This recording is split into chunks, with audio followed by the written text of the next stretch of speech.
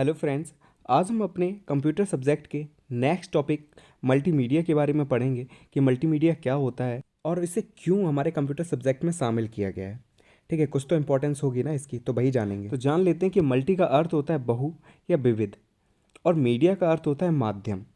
Multimedia एक माध्यम होता है जिसके द्वारा विभिन्न प्रकार की जानकारियों को विविध प्रकार के माध्यमों जैसे कि text, audio, graphics, animation, video आदि का संयोजन मतलब कंबाइन करके दर्शकों या श्रोताओं तक पहुंचाया जाता है। तो मल्टीमीडिया क्या है? आप टीवी देख रहे हैं, ये भी मल्टीमीडिया का साधन है। फेसबुक चला रहे हैं, यूट्यूब चला रहे हैं, ठीक है, यूट्यूब के माध्यम से वीडियो देख रहे हैं, तो ये सारे की सारी चीज़ें मल्टीमीडिया में आती हैं। जब आप ग्राफिक्स को, टेक्स्ट को, एनिमेशन, वीडियो आदि को मिला जुलाकर दर्शकों के पास या श्रोताओं के पास पहुँचाते हैं तो ये चीज़ मल्टीमीडिया कहलाती है। दूसरी भाषा में जान लेते हैं कि मल्टीमीडिया टेक्स्ट, पिक्चर्स, ध्वनि, एनिमेशन आदि का मिला जुला रूप है जिसे कंप्यूटर एवं अन्य इलेक्ट्रॉनिक माध्यमों से व्यक्त किया जाता है। ठीक है, तो कैसे व्यक्त करते हैं हम इसे? कंप्यूटर तथा अन्य इलेक्ट्रॉनिक माध्यमों के द्वारा इसे व्यक्त किया जा सकता है।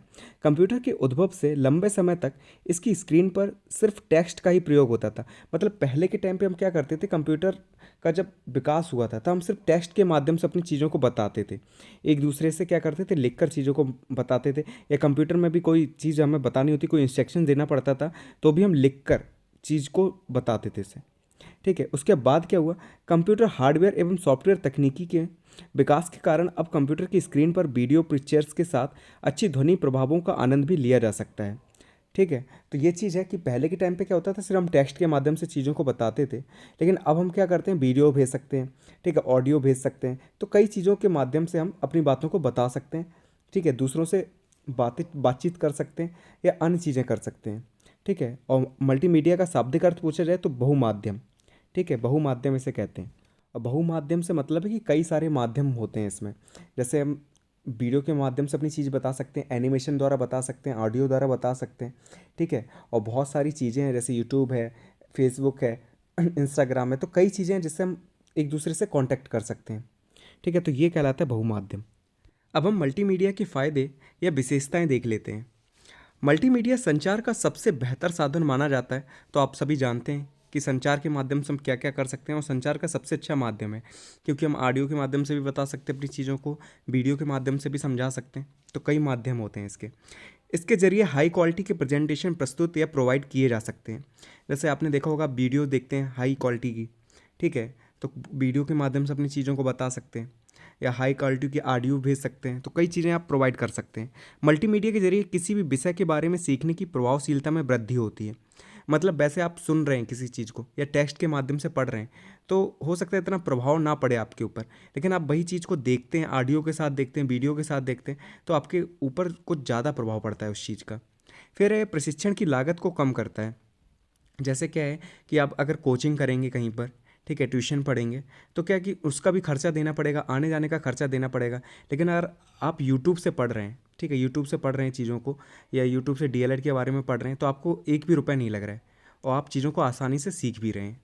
तो ये रहता है कि ट्रेनिंग कॉस्ट को कम कर देता है। फिर इसका इस्तेमाल वाइड वैरायटी ऑफ ऑडियंस के रूप में किया जा सकता है।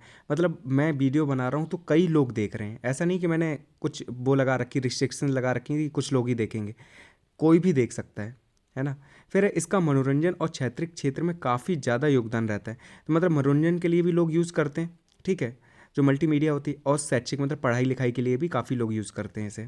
तो ये थे मल्टीमीडिया के फ़ायदे, हम विशेषताएं भी बता सकते हैं इनकी। अब है मल्टीमीडिया के तत्व, मतलब कौन कौन से तत्व मल्टीमीडिया के अंदर आते हैं, एलिमेंट्स ऑफ मल्टीमीडिया या कंपोनेंट्स ऑफ मल्टीमीडिया कह सकते हैं। तो पहला है टेक्स्ट। टेक्स्ट अक्षर, अंक और विशेष चिन्हों के माध्यम से सूचना को प्रस्तुत करते हैं। टेक्स्ट को ग्राफिक्स, चित्र, आवाज़, एनिमेशन या वीडियो के साथ जोड़ा जा सकता है। टेक्स्ट को अलग अलग रंग, फॉन्ट्स तथा 3 आयामी प्रभाव द्वारा और अधिक प्रभावशाली बनाया जा सकता है। मतलब 3D जो प्रभाव होता है ना, तो उसके द्वारा और ज़्यादा प्रभावी हम बना सकते हैं। तो टेक्स्ट के जरिए आप जानते हैं, व्हाट्सएप पे आप टेक्स्ट करते हैं लोगों को, ठीक है, मोबाइल से आप टेक्स्ट करके मैसेज भेजते हैं, तो इसका भी अलग अलग है, ये भी मल्टीमीडिया का ही एक तत्व है, ठीक है, टेक्स्ट। जो सेकंड एलिमेंट है वो आपका चित्र या लेखा चित्र, इसे पिक्चर या ग्राफिक्स कह सकते हैं। मल्टीमीडिया में चित्र या लेखा चित्र का भी प्रयोग किया जाता है। कंप्यूटर में इसे डिजिटल डेटा के रूप में स्टोर किया जाता है। इसे स्टोर करने के लिए कुछ प्रचलित सॉफ्टवेयर हैं। मतलब मल्टीमीडिया में हम क्या करते हैं, चित्र को या लेखा चित्र जो ग्राफिक्स वगैरह होते हैं, इन्हें हम क्या करते हैं, डिजिटल डेटा के रूप में स्टोर कर लेते हैं। और इन्हें स्टोर करने के लिए भी कुछ सॉफ्टवेयर फेमस हैं, जैसे जिप फाइल्स के बारे में आपने सुना होगा। व्हाट्सअप पे आप जिप फाइल्स भेजते भी रहते होंगे, जिसकी फुल फॉर्म है ग्राफिकल इंटरचेंज फॉर्मेट। और दूसरी जेपीजी, इसके फॉर्म में आप फोटोज़ वगैरह भेजते हैं। जॉइंट फोटोग्राफिक एक्सपर्ट ग्रुप इसकी फुल फॉर्म है, और इसके माध्यम से फ़ोटोज़ वगैरह हम लोग भेजते रहते हैं। फिर थर्ड है आपका ध्वनि, जिसे हम ऑडियो कहते हैं। वे ध्वनि तरंगे जिन्हें हम सुन सकते हैं ऑडियो या आवाज़ कहलाते हैं। ऑडियो मल्टीमीडिया का अभिन्न अंग है। मल्टीमीडिया कंप्यूटर ऑडियो डेटा उत्पन्न करने, उन्हें रिकॉर्ड करने तथा प्ले करने में सक्षम होता है। कुछ प्रचलित ऑडियो फाइल फॉर्मेट हैं, जैसे MP3 के बारे में आपने सुना होगा।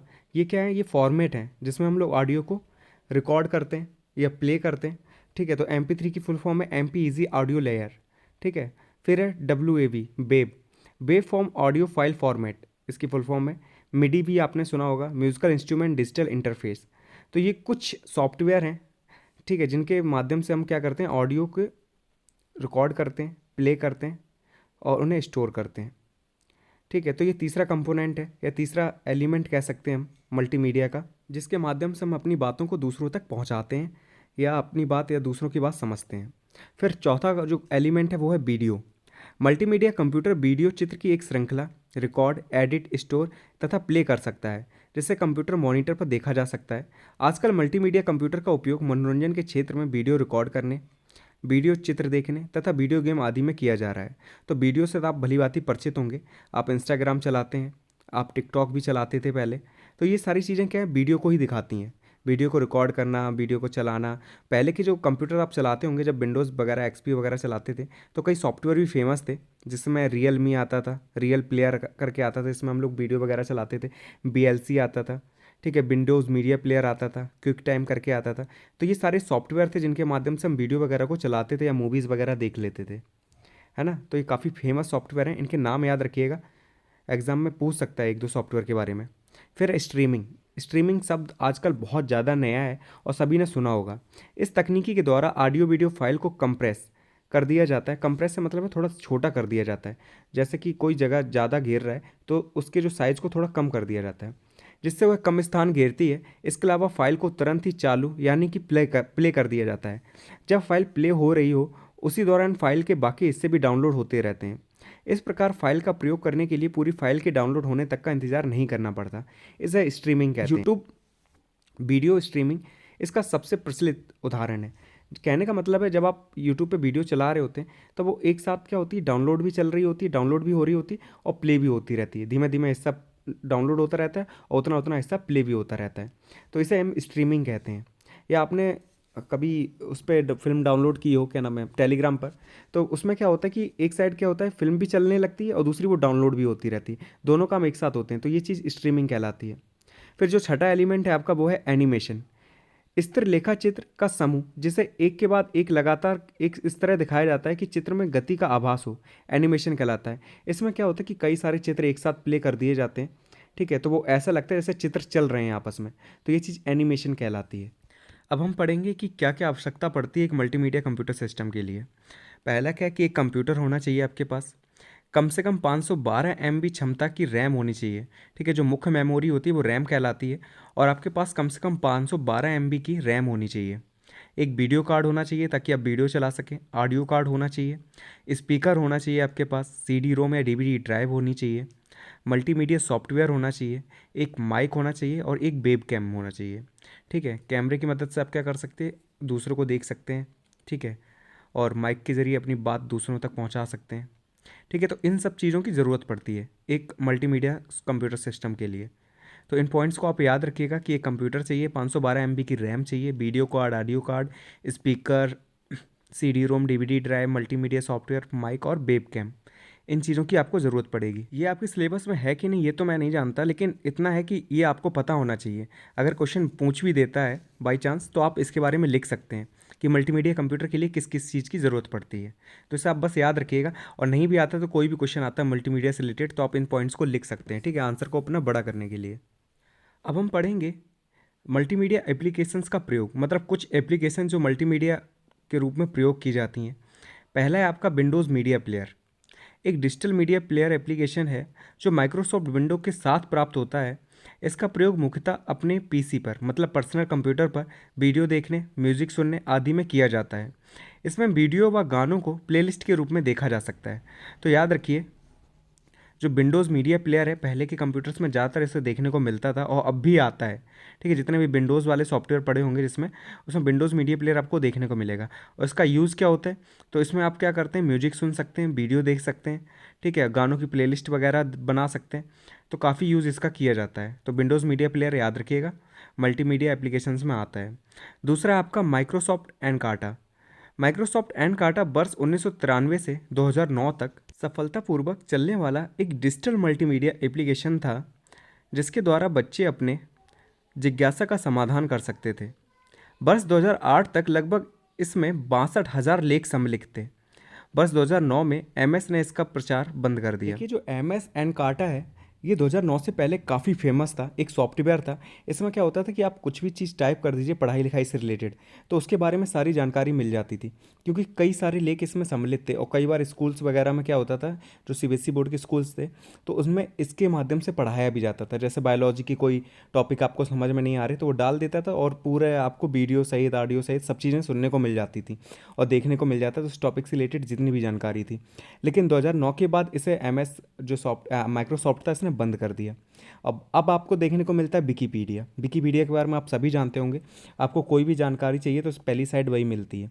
तो पहले एमएस एनकार्टा फेमस था, अब विकीपीडिया फेमस है। फिर नेक्स्ट आपका जो सॉफ्टवेयर है वो है विंडोज़ मूवी मेकर।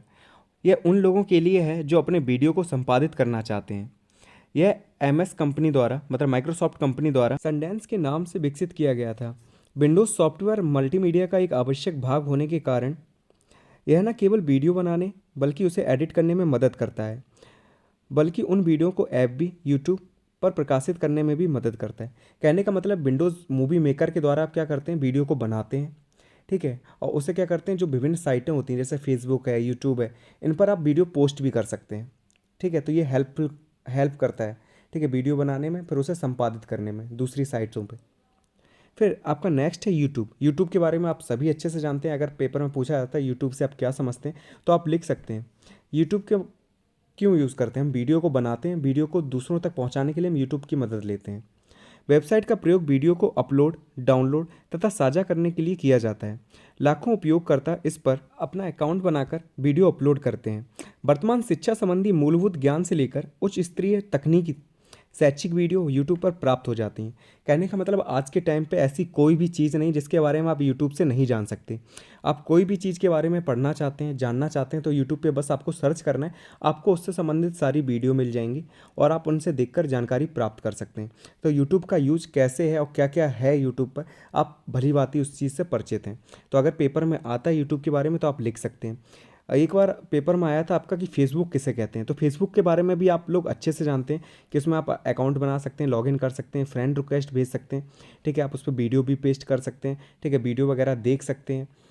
और जो वर्तमान में जो न्यूज़ वगैरह आ रही है, जो वर्तमान की जो करंट की अफेयर्स है उसके बारे में भी जान सकते हैं। तो कई चीज़ें हैं। अगर आपके बारे में आपसे फेसबुक के बारे में पूछा जाता है तो फेसबुक के बारे में आप लिख सकते हैं। इंस्टाग्राम के बारे में भी लिख सकते हैं कि इंस्टाग्राम पे हम फ़ोटोज़ पोस्ट करते हैं, ठीक है, वीडियोस पोस्ट करते हैं और वीडियोस को देख सकते हैं, 30 सेकंड की वीडियो बना सकते हैं, ये सब हर चीज़ आप लिख सकते हैं। बस आपको भाषा अपनी सही रखनी है, तो ज़्यादा टफ पेपर नहीं आता, बस टेंशन नहीं लेनी है आपको।